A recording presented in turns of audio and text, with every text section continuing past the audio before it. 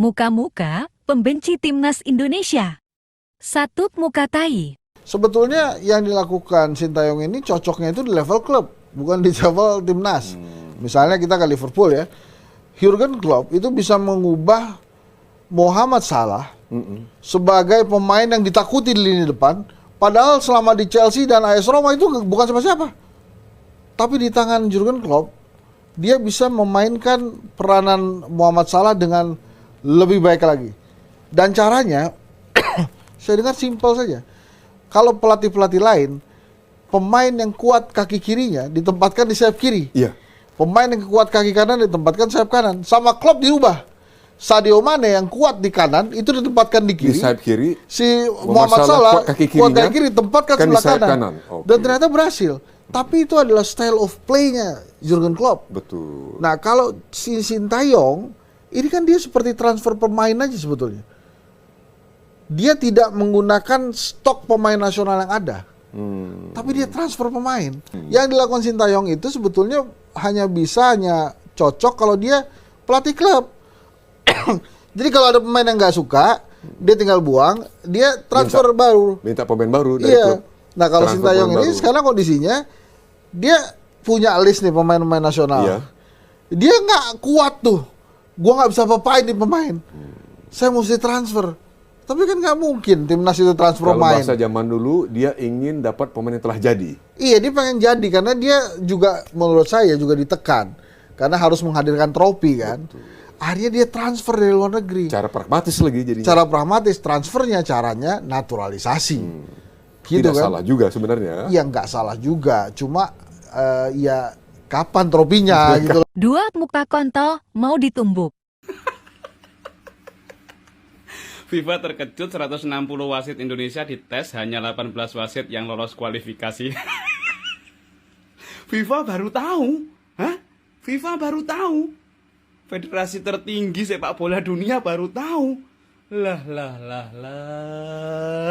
Kita ini sudah tahu lama. Parah FIFA. Satu muka asuhu, goblok Kimma. Cina, lu main gak beda jauh sama Bahrain lu ya. Senggol dikit, drama aja lu terus. Udah gitu nih wasitnya pas banget lu.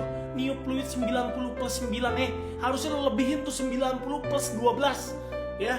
Karena ada 3 menit yang harus jadi jatah Indonesia karena Indonesia dizolimin sama kaum lu tuh ya. Waktu lawan Bahrain, lu bagian Indonesia aja lu ketertinggalan. Lu 90 plus 9 pas banget lu tiup fluidnya. Kesel gue bener. Sebenarnya Indonesia mainnya bagus bro hari ini, jujur aja bagus mainnya. Ya kita yang peringkatnya jauh di bawah mereka, Cina, kita justru menguasai jalannya pertandingan. Dan itu mainnya di kandang mereka guys. Dan apakah Indonesia masih punya peluang untuk lolos? Masih guys. Ya jangan jadi underestimate. Mental kita bukan mental pecundang ya guys ya. Nanti di kandang kita, di Gelora Bung Karno ataupun dimanapun stadionnya yang ada di Indonesia, kita balikin keadaan, gak ada yang gak mungkin kita mampu bangkit ya guys ya. Greget sih sama pertandingan hari ini, tapi gak ada yang gak mungkin. Jangan pernah nyerah Garuda, jangan pernah nyerah, pasti bisa buat bangkit. Gimana nih guys menurut kalian? Tulis di kolom komentar. Dadah. Empat muka asli kontol. Gue tadi kagak mau bahas malam ini ya, karena nih masih emosi. Timnas kita, timnas berekspektasi super tinggi ini kalah melawan Fuyung Hai.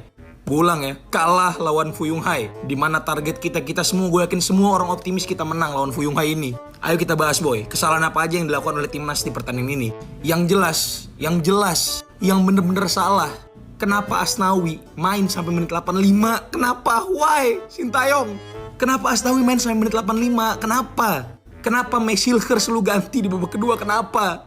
Nathan bermain gak bagus, jujur. Banyakan dribble, jujur. Sen Patinama, gol pertama. Doi ragu untuk ngambil bolanya. Sisanya mainnya oke sih. Verdong, Jai, El Klemer sama Ragnar juga mainnya so-so. Kalau misalnya mau ditanya, kenapa timnas kita bisa kalah di pertandingan ini? 100% Sintayong.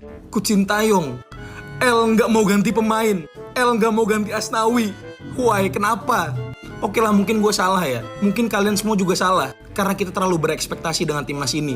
Kita berharap timnas mainnya bagus, dan ternyata enggak. Jadi marah-marah nih, jadi marah-marah. Sorry guys, kalau misalnya gue ngegas nih, sorry banget. Gue udah bikin prediksi line up, udah pede menang 3-0. Ternyata starting line up-nya begitu. Tom Haye yang harusnya main dari babak pertama, telat mainnya di babak kedua. Gue gak ngerti alasannya apa, gue gak tahu. Dan ada pembahasan kalau misalnya Eliano gak main, itu karena masalah taktikal. Besok gue bahas ya. Kalau misalnya masalah taktikal, alasannya apa? Asnawi yang main sampai menit ke 85. Passing kayak nyuting, kontrol bola lepas terus. Gue gak bisa berkata-kata boy, sumpah. Kalau lu nanya kita bisa lolos apa enggak, ini masih belum akhir dari segalanya boy. Masih ada 6 pertandingan lagi. Tapi berkaca dari pertandingan ini, evaluasi besar-besaran harus dilakukan oleh Sintayong. Semangat berbenah timnasku. Harapan Piala Dunia masih ada boy. Terima kasih boy, jangan lupa di follow untuk update timnas selanjutnya. 5. Asli penghujat Indonesia, Bung Towel Ani, kalau tidak suka tinggalkan Indonesia, goblok sekali. Lu itu hidup di Indonesia, makan, berak, tidur, jajan, dan nyari duit di Indonesia. Kenapa lu rendahin timnas dan pemain timnas lu sendiri? Sampah lu semua. Maaf kalau kami ngomong kasar, tapi ini kata yang pantas buat mereka nih. Pakai bilang Sintayong harus dipecat lah karena nggak hadirkan trofi. Trofi apa? Trofi Ciki. Siapa pelatih yang mampu bawa timnas ke semifinal Piala Asia? Ayo sebut siapa kalau lu jago bola. Makanya mikir tuh pakai otak, jangan pakai dengkul. Berkali-kali kami sudah bilang, kalau lu ngaku cinta Indonesia, kalau lu ngaku supporter Indonesia, dan kalau lu ngaku sebagai warga Indonesia, lu dukung tim lu apapun keadaannya. Jangan cuma ego lu yang lu utamain.